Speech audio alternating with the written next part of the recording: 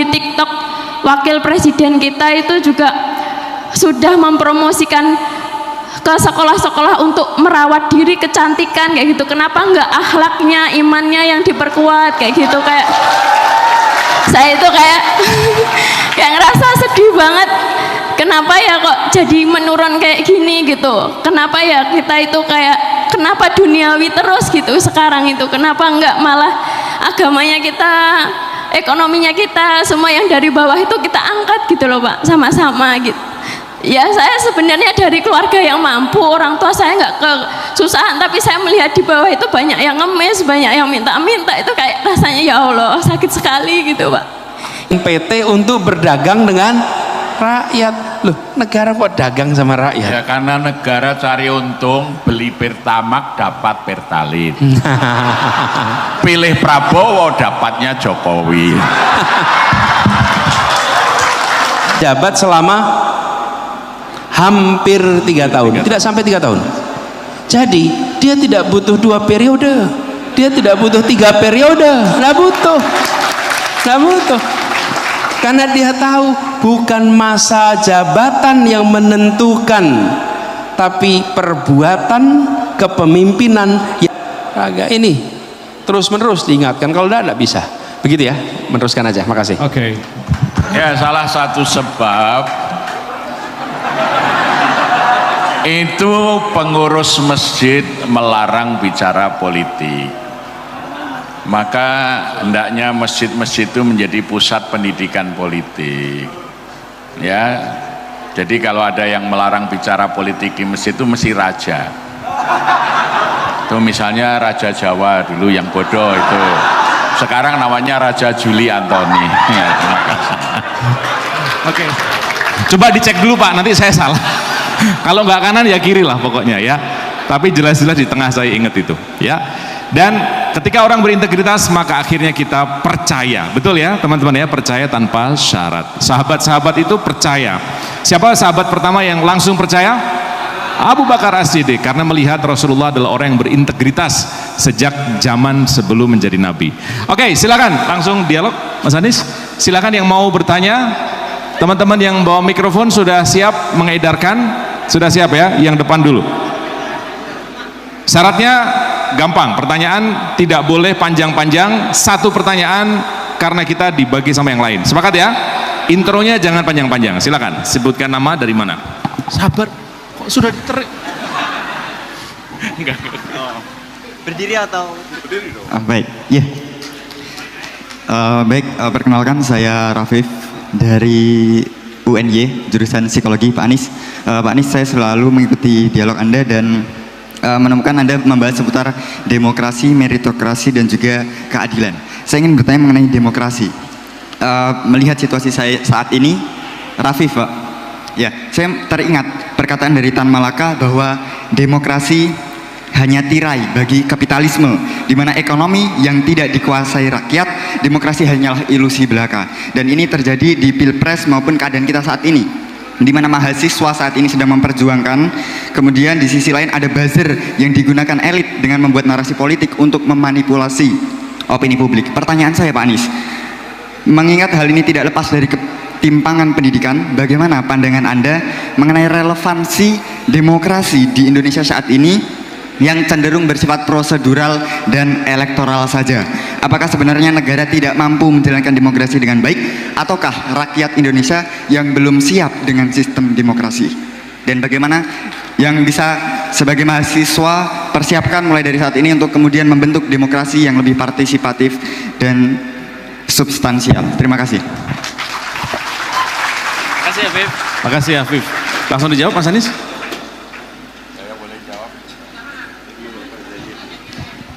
Spesial lo dijawabnya 2 orang nih. Bung Karno tanggal 15 Mei tahun 45 mengatakan, kita tidak hendak mendirikan negara nasional modern dengan demokrasi liberal. Demokrasi etung piting, 1 orang 1 suara. Sebab jika demikian yang terjadi, hanyalah para pemilik modal yang bisa mendirikan dan mengendalikan partai-partai politik. Tokoh-tokoh kita nanti hanya akan bekerja sebagai buruh-buruh politik. Ianya tidak bisa bekerja untuk kepentingan rakyatnya. Ianya akan menjadi kacung-kacung dari para kapitalis itu. Pidato ini di Sanyo Kaikin, ya. Sanyo Kaikin itu DPR-nya zaman pendudukan Jepang. Maka kemudian direspon oleh Ajengan Sanusi, tokoh PUII, Persatuan Umat Islam. Buruh, maka undang-undang yang dihasilkan adalah pesanan para pemilik modal. Itu yang terjadi ketika kita lupa kepada gagasan para pendiri negara. Ya. Jadi yang mimpin partai itu kalau tidak sesuai dengan kehendak pemilik modal akan disingkirkan melalui kongres atau munaslup yang dibiayai pemilik modal. Pendiri partai kayak Pak Amin Rais itu yang punya modal panggil Zulkifli Hasan, Jul, kalau mau nyingkirkan Amin Rais butuh biaya berapa? Dikasih oleh para pemilik modal. Adakan kongres di Bali, Pak Amin tidak bisa masuk. Sehingga pendiri PAN terdepak dari PAN. Gus Dur didepak dari PKB. Erlangga Hartarto digergaji oleh tukang kayu dari Solo.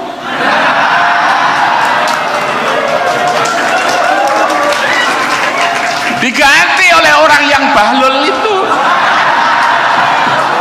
Terima kasih.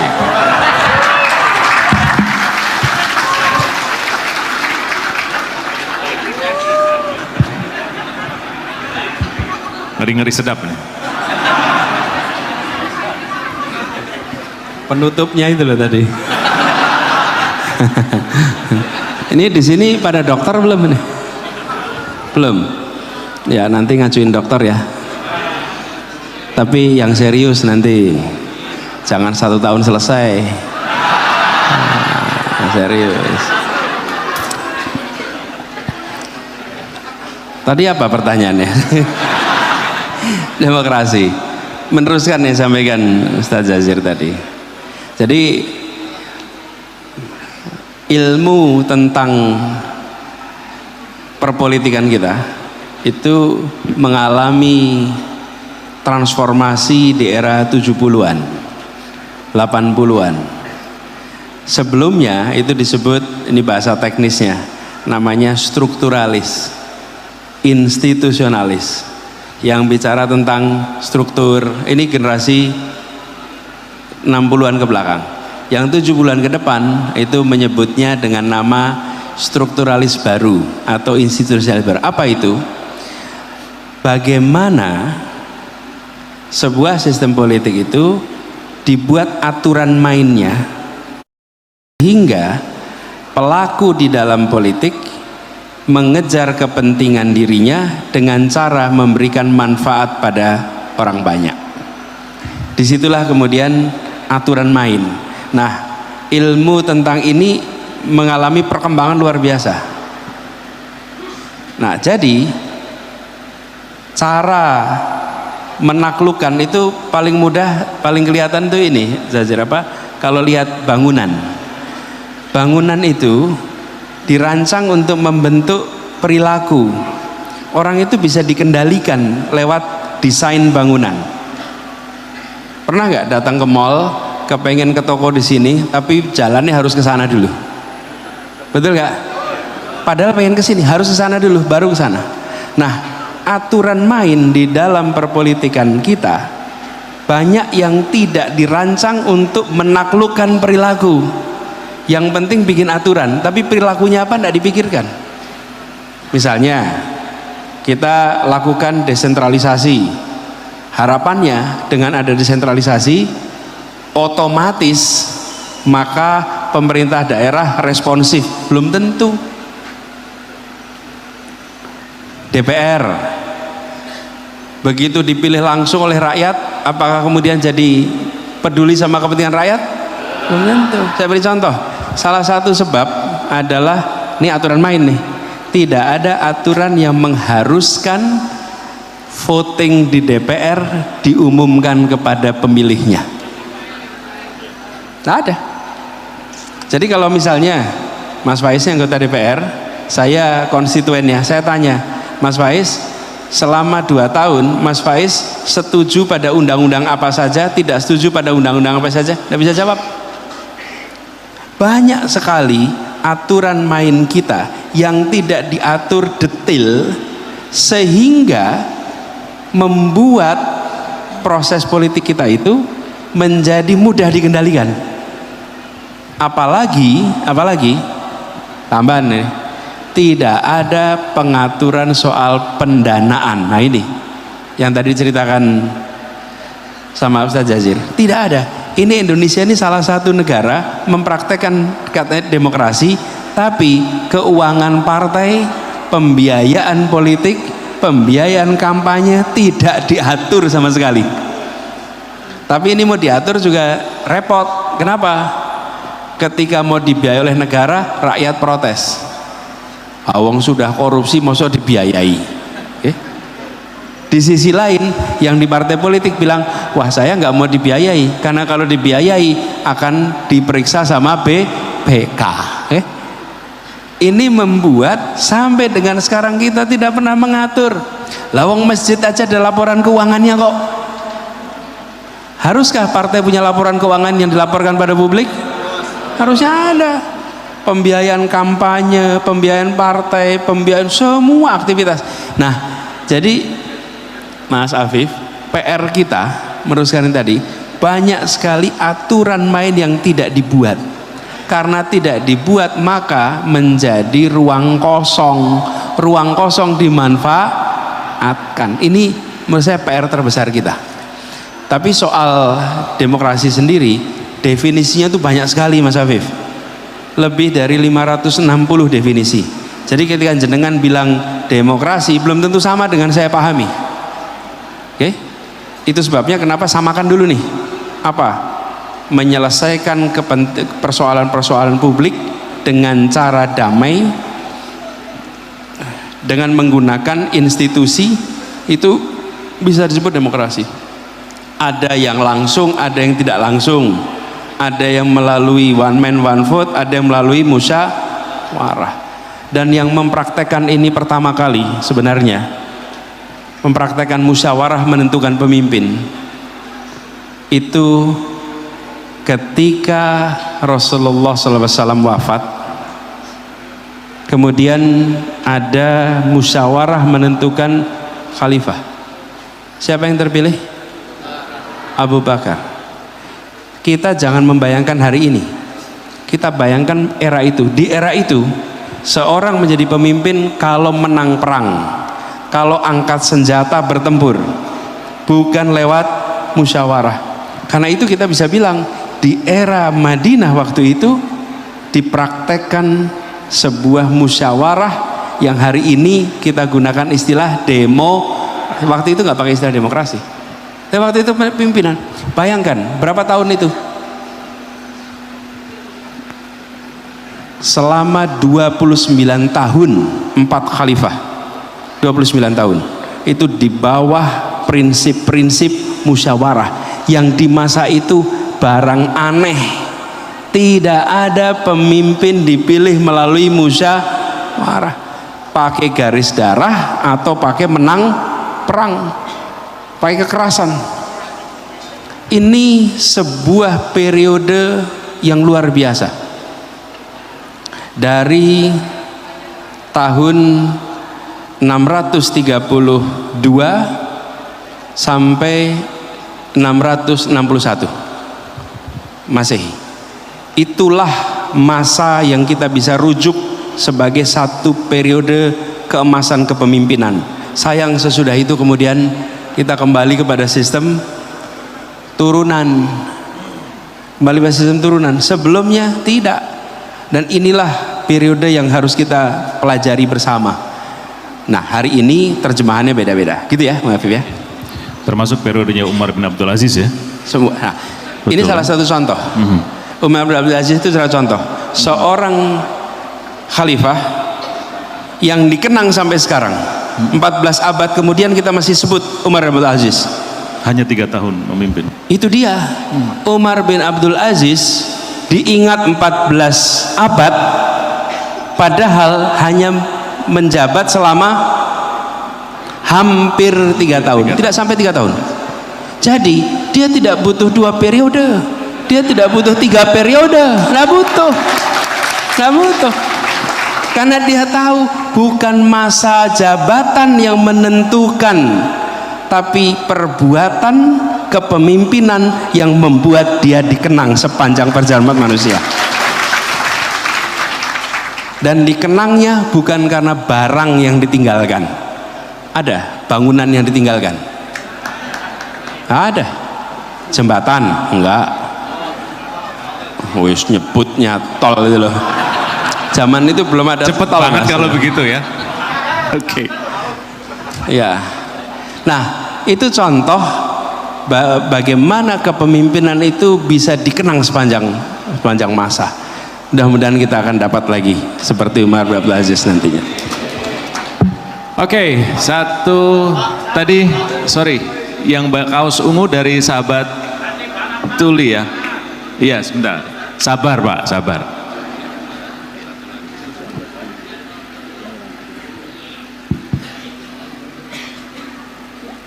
Sebelumnya saya ingin memperkenalkan diri saya, nama saya Diki. Ya, sebelumnya saya mengucapkan selamat datang untuk Pak Anies. Yang ingin saya tanyakan adalah terkait dengan pendidikan inklusif nih Pak, gitu. Kalau kita lihat di Indonesia tuh masih kurang inklusif secara pendidikan, apalagi terkhusus bagi kami kebutuhan juru bahasa isyarat bagi teman-teman tuli itu masih banyak harusnya. Tapi ternyata pendidikan inklusif yang dibangun itu hanya sekedar nama gitu, untuk mereka bisa menerima disabilitas tanpa aksesibilitasnya. Nah, jadi kayak nama tapi tetap ada hambatannya aja bagi kami untuk bisa mengakses pendidikan gitu. Nah, dan saya ingin tahu gitu kan dari pengalaman Pak Anies gitu, bagaimana sih gitu kami bisa membangun kualitas pendidikan yang baik, terkhusus juga adanya juru bahasa isyarat bagi akses bagi kami ataupun teman-teman disabilitas lainnya, misalnya teman-teman disabilitas mental, intelektual dan lainnya. Karena kami lihat sampai sekarang hanya sekedar nama untuk pendidikan inklusif tapi tidak ada betul-betul kemajuan, malah kemunduran bagi saya gitu, saya lihatnya gitu ya. Oke. Mungkin tadi kan Pak Anies bisa jadi nanti akan jadi calon presiden selanjutnya gitu ya. Nah, kira-kira apa nih Pak yang bisa diberikan gitu terkait dengan pendidikan inklusif itu sendiri? Terima kasih. Terima kasih. Silakan Mas Anies langsung dijawab. Diki ya, betul. Siapa namanya tadi? Diki. Diki ya. Oke, bantu untuk menerjemahkan ya. Terima kasih Diki. Jadi di masyarakat kita ada kelompok yang membutuhkan perhatian ekstra dan perlindungan ekstra. Siapa itu? Ada 4 kelompok. Ini harus dapat perhatian ekstra. Kalau mereka dapat perhatian ekstra, yang lain aman. Ya, 1, penyandang disabilitas. 2, anak-anak. 3, lansia. 4, perempuan, wabil khusus ibu hamil. 4 ini. Bila 4 ini diberikan perhatian serius, sisanya insya Allah aman. Nah, seringkali kita tidak menganggap 4 ini sebagai kelompok penting untuk dapat prioritas.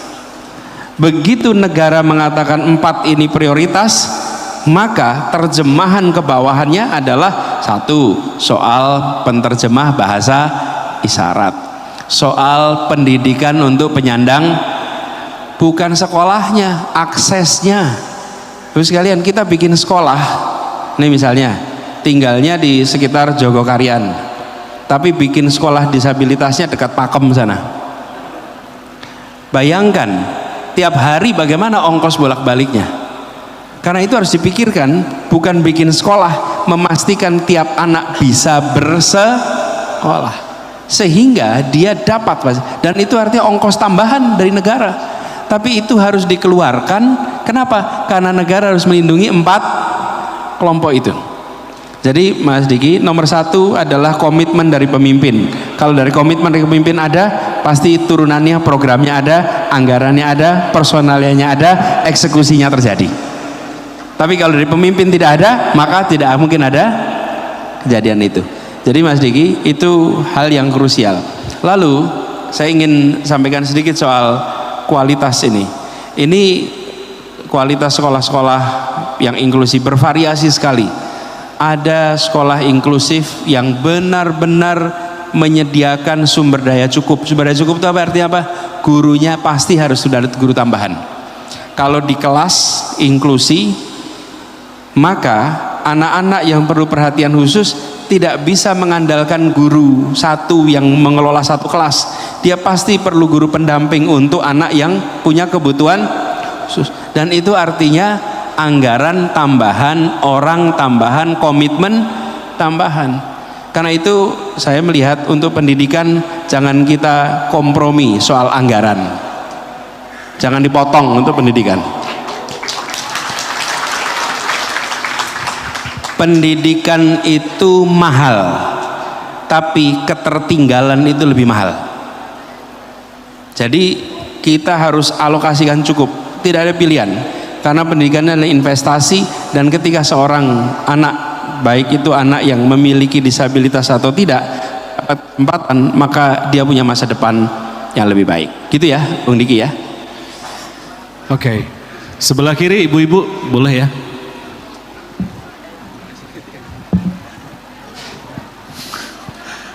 Silakan. Udah ada pertanyaannya kan?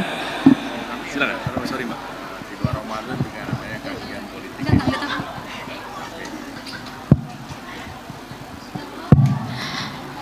Assalamualaikum warahmatullahi wabarakatuh. Kepada Pak Anies dan Ustadz yang kami hormati, perkenalkan saya Dila dari Bantul. Di sini saya mencoba netral ya Pak, karena saya merasa banget kalau ekonomi dan segala hal ini tuh sangat membebani kehidupan di zaman sekarang. Sebenarnya kalau kita flashback 10 tahun yang lalu atau kembali ke 1 tahun kemarin, 2 tahun kemarin, itu kehidupan tuh memang baik-baik, sangat baik. Dari perluasan tol, semua ketika saya mudik perjalanan jadi lebih enak kayak gitu. Tapi kenapa setelah pemilu kemarin, setelah hal-hal yang seharusnya tidak dilakukan tapi bahasa Jawanya jor-joran, sembako, apapun itu yang dipromosikan untuk memenangkan yang seharusnya tidak boleh diizinkan, yang seharusnya tidak diizinkan, dan dipilih oleh rakyat, dan kita nggak tahu itu kebenarannya benar atau tidak. Karena sebelumnya saya senang ya, karena sebelumnya itu memang sangat bagus, tapi semakin kesini semakin sangat menurun. Jadi saya sangat kecewa gitu sama pemerintahan sekarang tuh, berita semua sangat buruk, dan saya melihat lagi ke depan itu kok banyak sekali yang sudah AI apa itu AI ya. Dan saya pribadi juga melihat di TikTok wakil presiden kita itu juga sudah mempromosikan ke sekolah-sekolah untuk merawat diri, kecantikan kayak gitu. Kenapa enggak akhlaknya, imannya yang diperkuat kayak gitu? Kayak saya itu kayak ngerasa sedih banget. Kenapa ya kok jadi menurun kayak gini gitu? Kenapa ya kita itu kayak, kenapa duniawi terus gitu sekarang itu? Kenapa enggak malah agamanya kita, ekonominya kita, semua yang dari bawah itu kita angkat gitu loh Pak, sama-sama gitu. Ya saya sebenarnya dari keluarga yang mampu, orang tua saya nggak kesusahan, tapi saya melihat di bawah itu banyak yang ngemis, banyak yang minta-minta, itu kayak rasanya ya Allah sakit sekali gitu Pak. Ya Pak, minta tolong untuk dibukakan mata kita semua untuk kalau agama itu nomor satu, dan kalau bisa sholat dan ngaji itu nomor satu gitu Pak. Ya. Makasih Pak. Ya. Ya lain kali kalau milih yang bener.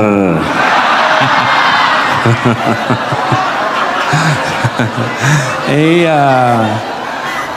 Kalau menyesal ya sudah menyesal lah gitu. Iya. Nggak milih katanya.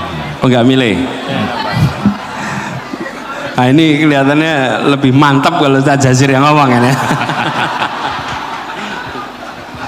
Sebetulnya konsep kesejahteraan rakyat itu berawal dari kesadaran pengelolaan sumber daya itu dengan konsep wakaf yang produktif. Itu tercantum di konstitusi pada pasal 33 ayat 1. Bumi, air, dan kekayaan yang terdapat di dalamnya dikuasai oleh negara dan sebesar-besarnya untuk kemakmuran rakyat. Jadi bumi, air, dan kekayaan yang terkandung di dalamnya di Indonesia ini setelah merdeka, dalam konsep para pendiri negara ini milik rakyat. Oleh karena itu rakyat mewakafkan kepada negara sebagai nazir, mengelola sumber kekayaan alam itu sebesar-besarnya untuk kemakmuran rakyat. Nah sekarang mesti kita audit, tambang timah kita ini terbesar di dunia.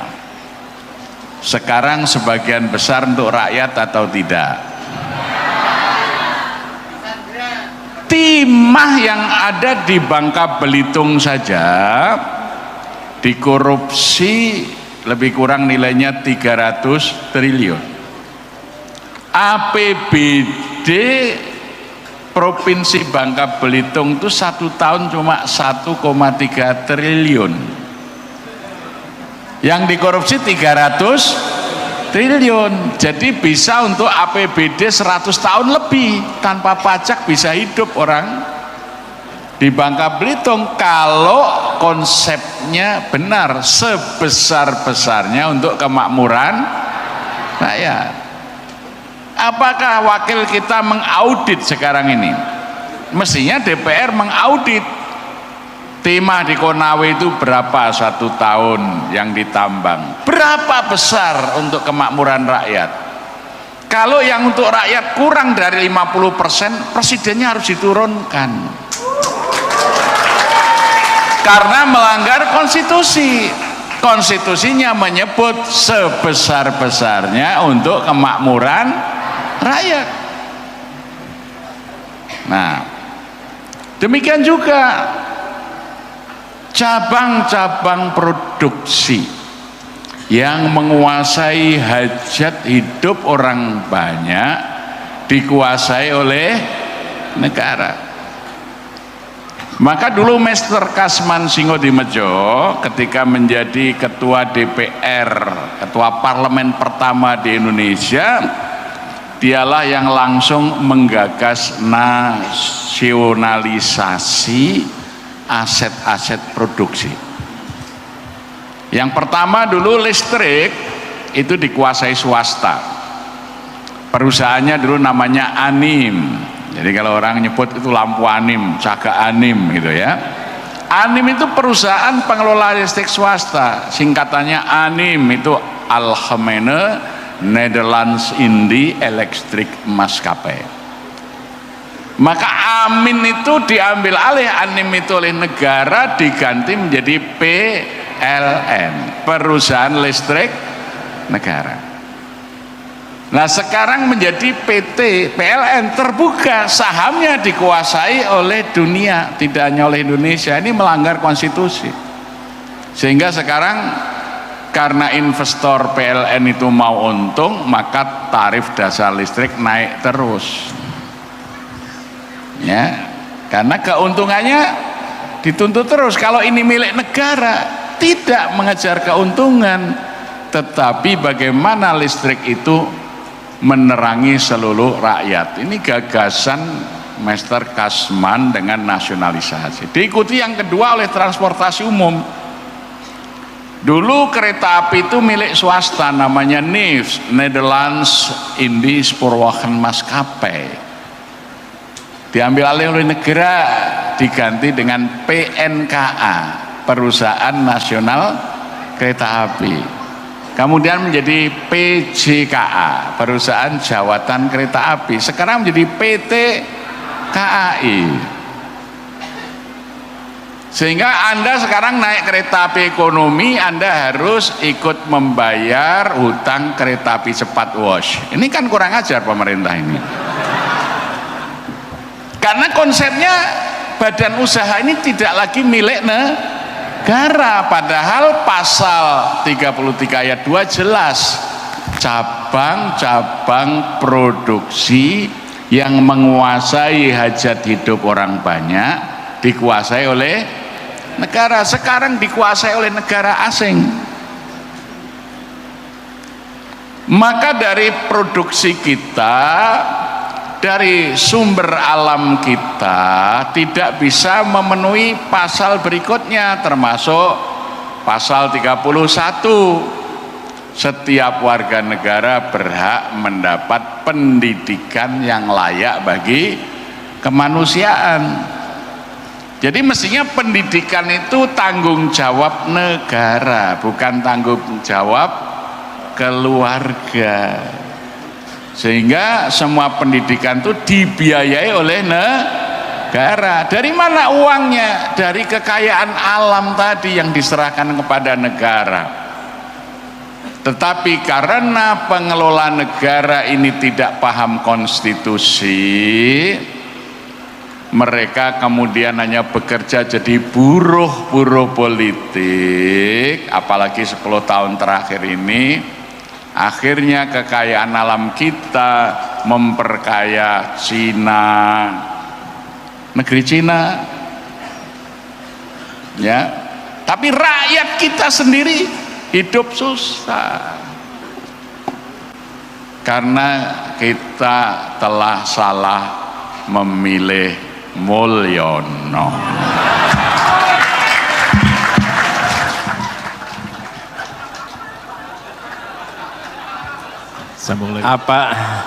Apa ya masih perlu ditambahi? Sudah lengkap ini, Pak. Saya nggak nambahin, neruskan saja. Jadi ini ya Pak Ustadz Jazir, badan usaha milik negara. Dia bekerja memang sebagai korporasi, tapi tujuannya untuk melakukan pembangunan. Tangannya negara itu dua, satu birokrasi, yang satunya lagi korporasi. Nah, kekeliruannya yang berada di korporasi merasanya ini seperti korporasi lain, tujuannya mencari untung. Kalau korporasi milik negara, tujuannya mencari manfaat, bukan mencari untung. Beda ya, manfaat. Kalau manfaat, saya beri contoh nih, transportasi umum,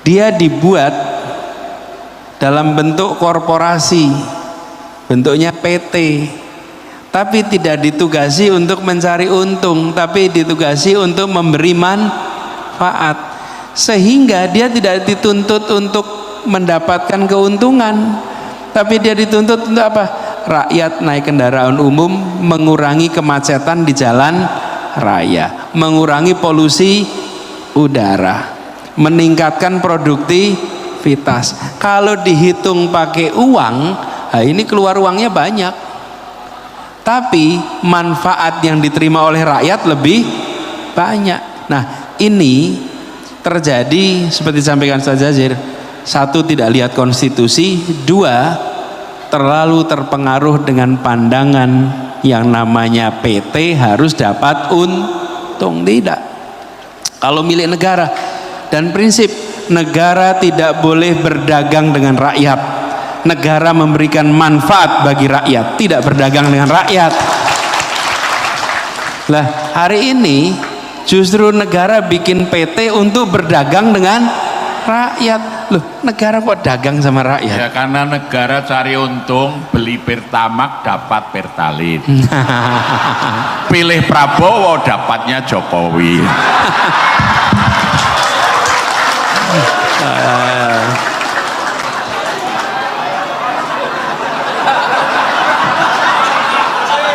Iya, gitu. Wah. Jadi ini pertanyaan tadi apa ya kemudian tadi dia? Kan tadi itu siapa sih, Dila ya, Dila. Kan saya sudah punya harapan tinggi, ternyata kenyataan seperti ini. Nah ini bagian dari pelajaran. Besok-besok kalau mau milih, supaya dibandingkan. Tidak ada calon yang sempurna, tidak ada. Tapi yang ada adalah calon mana yang lebih cocok, yang lebih sesuai, yang bisa dianggap lebih baik. Sempurna tidak akan ketemu. Jangan kalau membandingkan kesempurnaan tidak ketemu. Tapi kalau dibandingkan, namanya pemilih rasional. Rasional itu artinya apa? Memilih dengan membandingkan. Rasional itu akar katanya rasio. Rasio itu artinya nih rasionya 5:3. Nah, ini rasionya, bawahnya 5, atasnya 3, itu rasio, perbandingan. Nah orang yang rasional, orang yang memilih dengan lah kemarin itu banyak yang milih gak membandingkan. Oh ada anteran, wah, alhamdulillah ada anteran. Lalu ada yang diancam, macam-macam lah. Itu di MK ditunjukkan kemarin, ditunjukkan di MK. Tapi ya sudah jadi keputusan ya sekarang. Nah ini PR buat kita sekarang. Besok-besok kita harus menentukan. Jangan sampai mau dipengaruhi untuk yang jangka pendek, karena ongkosnya selama bisa lebih. Jadi ongkosnya mahal. Ini pelajaran penting. Nah kemudian yang kedua tadi soal kok yang diurusi hanya duniawi saja. Ini penting. Pemimpin harus memberikan pedoman bahwa negeri ini visinya apa, misinya dikatakan terus menerus. Dan ini dikatakan ini, negeri ini bukan hanya sekedar untuk membangun raganya, tapi membangun jiwanya. Mulainya dari jiwa dan raga. Ini terus menerus diingatkan. Kalau tidak bisa. Begitu ya, meneruskan aja. Makasih. Oke. Ya salah satu sebab itu pengurus masjid melarang bicara politik. Maka hendaknya masjid-masjid itu menjadi pusat pendidikan politik. Ya. Jadi kalau ada yang melarang bicara politik di masjid itu mesti raja. Itu misalnya Raja Jawa dulu yang bodoh itu. Sekarang namanya Raja Juli Antoni. Ya, terima kasih. Oke, sekarang yang lansia ya. Tadi cowok, cewek udah, sekarang lansia. Pak, tenang Pak. Saya jadi takut. Singkat aja ya Pak ya.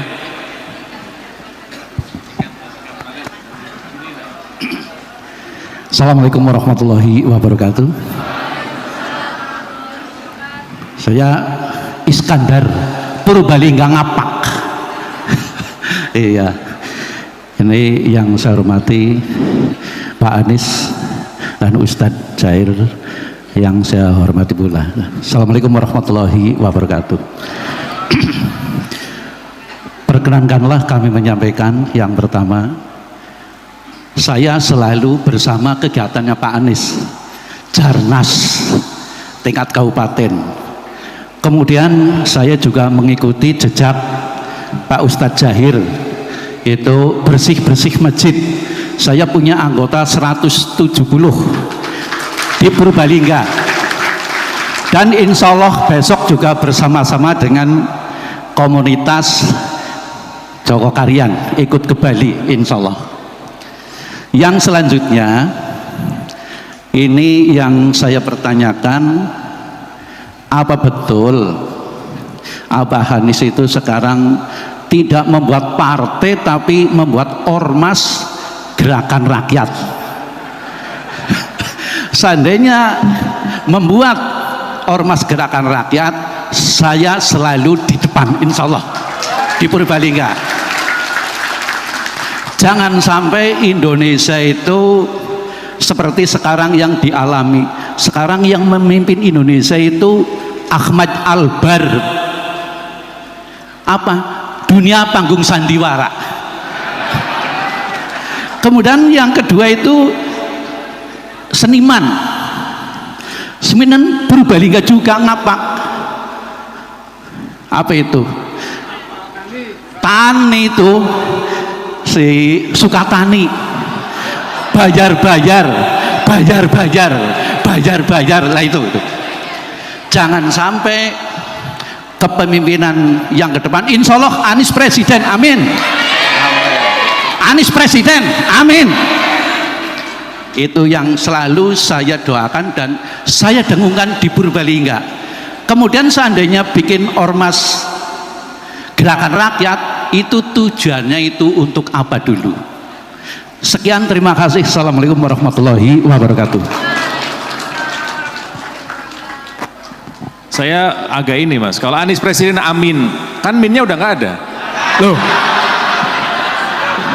kira-kira diganti apa gitu loh? Kabul gitu. Silakan Mas Anies.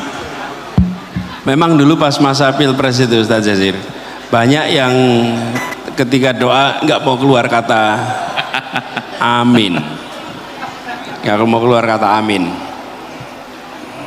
Jadi ya ini pelajaran, tapi mudah-mudahan besok ke depannya amin kita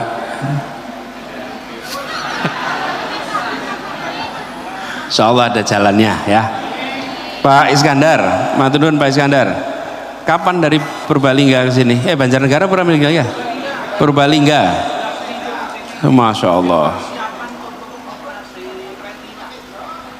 Mudah-mudahan operasinya lancar.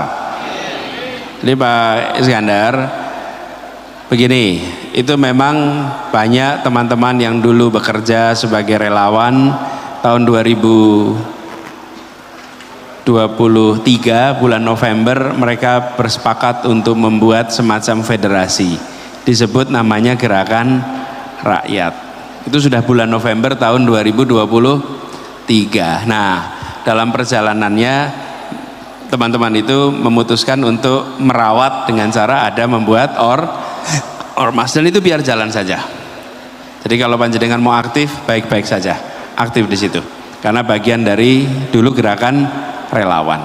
Tapi yang penting bagi kita semua di sini adalah bagaimana kita ke depan itu merawat agar selingkungan kita itu memiliki pilihan yang rasional, tahan imbalan, tahan tekanan, karena itu tidak akan hilang dalam waktu yang singkat. Itu masih akan dipraktekkan dalam beberapa waktu ke depan. Jadi harus kita jaga sama-sama. Saya yakin yang di sini itu tahan imbalan, tahan tekanan. Kalau enggak berada di sini nih. Ini yang tahan-tahan itu. Dan saya selalu sampaikan bersyukur. Kalau saya melihatnya, ini bersyukur kemarin angka 40 juta. 40 juta itu orang yang tahan imbalan, tahan tekanan. Mudah-mudahan besok ke depan angka itu siapapun calonnya, jumlah orang yang tahan imbalan, jumlah orang yang tahan tekanan lebih banyak di Republik ini. Siapapun calonnya nanti, Insya Allah. Tapi dengan cara begitu kita akan bisa mendapatkan pilihan yang baik. Gitu ya Pak Iskandar? Ini pasukan wani getih wedi ngelih. Pokoknya getih semua, tapi kalau ngelih nanti dulu ya, pokoknya madang sih. Ya, oke. Belakang ya, boleh ya.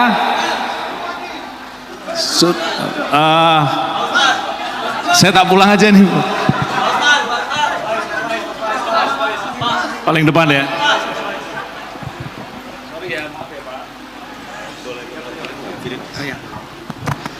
Baik, sebelumnya terima kasih Ustadz Zazir, Abah, dan Mas Faiz. Sebelumnya di sini perkenalkan, nama saya Haidar Ahmad Rantisi, salah satu santri dari Pondok Pesantren Terpadu Al-Kahfi Bogor. Di sini saya mewakili teman-teman, ada titipan salam dari teman-teman mahasiswa UPN dan teman-teman santri di Bogor. Langsung ke pertanyaannya. Jadi mungkin saya setuju dan sepakat dengan salah satu statement yang sempat Pak Anies sampaikan, yaitu bahwa pendidikan merupakan eskalator sosial ekonomi. Oke. Dari situ yang menjadi masalah adalah ketika pendidikan dan kemiskinan di Indonesia justru sudah dipelihara oleh pemerintah ataupun kelompok tertentu untuk kepentingan masing-masing. Kita ambil contoh yang paling dekat kemarin, ketika ada buzzer yang mendukung revisi Undang-Undang TNI, tetapi mereka tidak tahu sebenarnya apa yang mereka dukung. Dan kita sebagai masyarakat yang sadar akan hal itu, bagaimana meresponnya ketika pendidikan dan kemiskinan justru dipelihara oleh pemerintah. Lantas bagaimana di bulan Agustus besok ketika Indonesia 80 tahun merdeka, dan bagaimana 2045 besok ketika harapannya Indonesia emas, tapi pemerintah malah membatasi kami untuk berpendidikan dan kemiskinan struktural. Baik, terima kasih banyak. Haidar. Terima kasih ya, Haidar. Habis ini anak sekolah boleh ya? Tadi mahasiswa udah, anak sekolah deh nih. Sekalian satu, yang SMA, SMP boleh. Yang masih SMA, cewek. Oke, belakang ya. Kelas berapa nak? Kelas 11. Kelas 11 sih kelas piro? Oke, wong lawas aku. Oh iya, tolong mbak. Kelas 11, namanya siapa? Kelas 11.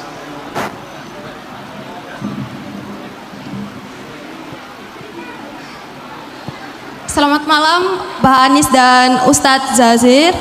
Saya ingin bertanya, nama saya Chelsea dari SMK Negeri 6 Surakarta. Chelsea,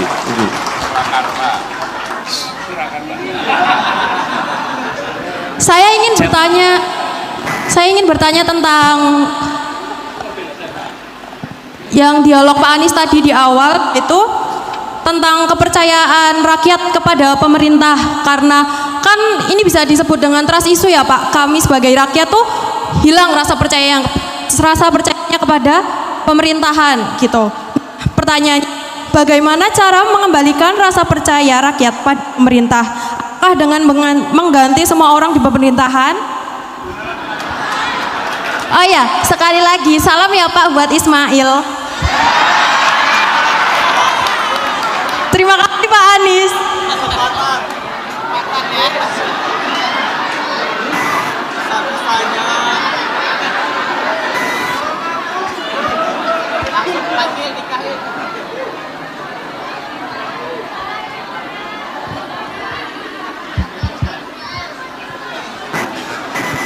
Ya,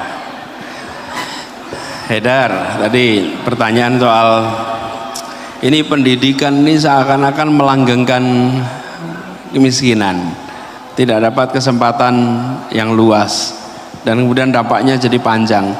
Ya memang itu salah satu masalahnya. Kenapa sedikit sekali pemimpin politik yang mau memperhatikan soal pendidikan? Kenapa? Karena pendidikan itu tidak bisa ditunjukkan hasilnya pemilu besok. Pemilu besok itu belum kelihatan. Anak sekarang gini, anak dapat sekolah SD, SMP, SMA, baru itu 15 tahun, 20 tahun kemudian baru kelihatan. Diberi gizi yang sehat pada saat ibu hamil, zat besinya cukup, nutrisinya cukup, sehingga lanjut refleks ini, maaf Mas. Gizinya cukup, jangan pakai asam yang keliru gitu. Nah,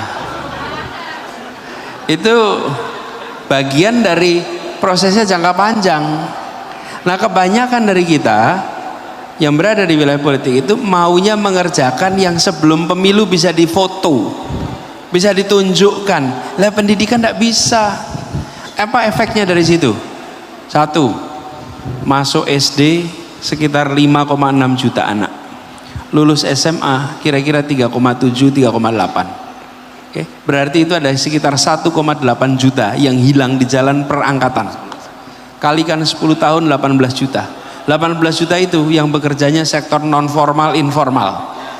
Karena tanpa SMA mau cari pekerjaan saja sulit tanpa SMA. Jadi kalau ini tidak dibereskan, piramid ini diluruskan nih piramidnya.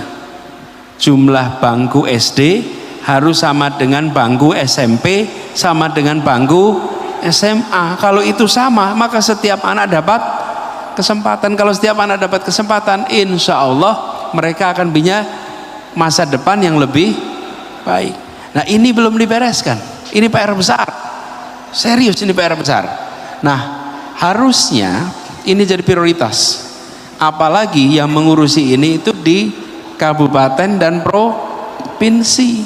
Kalau pemerintah pusat itu perguruan tinggi, ini problemnya di situ. Tapi cek berapa banyak bupati wali kota yang peduli pada soal pendidikan. Sedikit.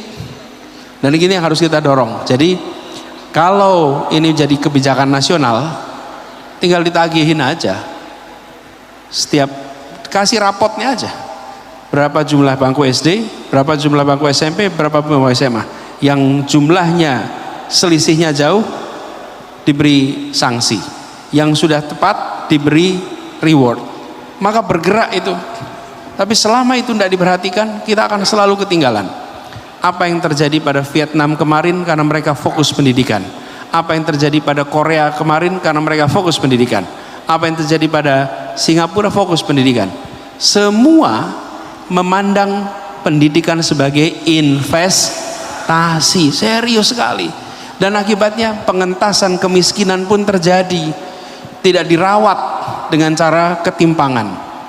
Saya termasuk yang merasa gemes soal ini, ingin segera ada keseriusan, karena setiap tahun kita kehilangan anak-anak kita di jalan, dan semakin kita kehilangan, semakin kita punya PR di masa yang akan datang. Kenapa? Karena yang disebut sebagai bonus demografi itu jumlahnya besar tapi kompetensinya kecil, akhirnya jadi beban. Jadi Bung Haidar, ini PR yang menurut hemat kami itu penting sekali untuk jadi perhatian. Karena itu saya selalu mengulang-ulang yang Anda bilang tadi, pendidikan sebagai eskalator sosial ekonomi, gitu ya.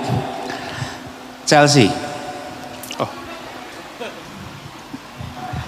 Yang lebih penting, pendidikan itu ada pada pendidikan karakter. Kita bisa belajar bagaimana Kartini di masa penjajahan. Umur 12 tahun. Satu hari Kartini keluar dari tempat dia dipingit di rumah bapaknya yang bupati. Dia melihat ada 2 gunduk rumput yang berjalan. Ketika didekati,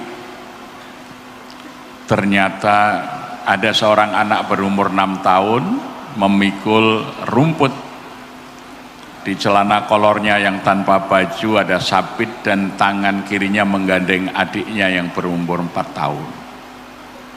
Ditanya oleh Kartini, untuk apa rumput itu? Doro, rumput ini akan saya jual kepada juragan kuda. Nanti saya dapat 50 sen.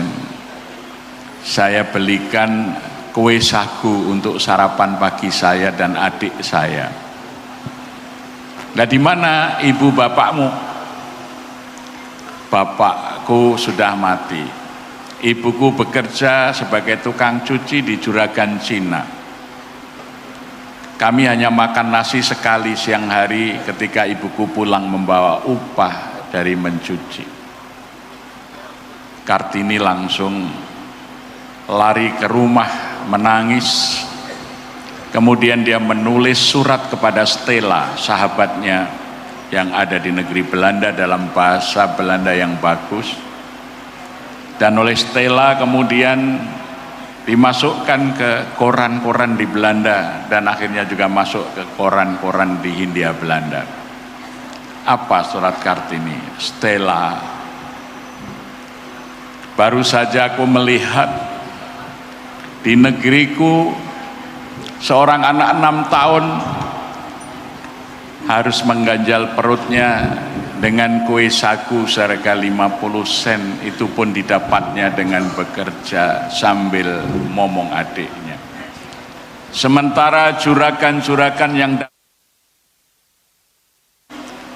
menguasai tanah yang makmur subur dengan perut besar dan kekayaan mereka ongkang-ongkang, anak-anak di negeriku hidup menderita. Tidak lagi rasanya nasi dapat tertelan di tenggorokanku, Stella. Terngiang-ngiang di kepalaku, berjuanglah Kartini, berjuanglah untuk bangsamu. Itu Kartini umur 12 tahun, sudah memikirkan nasib rakyat. Padahal dia sekolahnya sampai lulus sekolah rendah. Sekarang anak-anak kita ini kira-kira umur 12 tahun mikir apa? Kartini 12 tahun sudah memikirkan rakyatnya. Memikirkan tidak pantas rakyat Indonesia ini miskin di negerinya yang kaya, sementara orang asing kaya raya. Muhammad Hatta dan kawan-kawan mendirikan Indische Vereniging di Amsterdam. Mereka sudah membuat bulletin namanya Indonesia Merdeka. Bung Hatta menulis di tahun 1921, untuk apa kita merdeka? Kita merdeka karena ingin bumi putra tidak ada yang hidup sengsara di tanah airnya yang kaya raya. Tidak ada lagi si Kromo, si Marhen yang hidup susah di negerinya yang kaya raya. Sementara orang asing ongkang-ongkang hidup mewah dengan kekayaan tanah airnya. Maka hanya dengan merdeka, pribumi, bumi putra akan memimpin bangsanya. Itu tulisan Bung Hatta umur 16 tahun. Di Indische Vereniging ketuanya baru 19 tahun, namanya Datuk Nasir Pamuncak. Bendaharanya umur 18 tahun, namanya Ahmad Subarjo. Jadi saya senang itu ada adik kita dari SMA di Surakarta yang hadir. Jadi mestinya gerakan Indonesia ini dimulai dari sekolah-sekolah. Jadi anak-anak SMP SMA sudah harus memikirkan bangsanya, menurunkan penguasa yang bodoh dan dolim. Dimulai dari para pelajar, bukan mahasiswa. Para pelajar harus punya keterpanggilan menyelamatkan rakyatnya. Tidak lagi nunggu mahasiswa. Ya, ketika perang mempertahankan kemerdekaan pun anak-anak kelas SMP sudah mendirikan TRIP, Tentara Republik Indonesia Pelajar. Tentara Republik Indonesia Pelajar itu anggotanya anak-anak 16 tahun yang mengangkat senjata mempertahankan kemerdekaan. Jadi di sekolah itu harus ditanamkan kecintaan kepada tanah air dan peka terhadap nasib rakyat, Jadi kalau ada penguasa yang bodoh, sekalipun anak-anak belum punya hak memilih, punya hak menurunkan penguasa yang zalim. Terima kasih.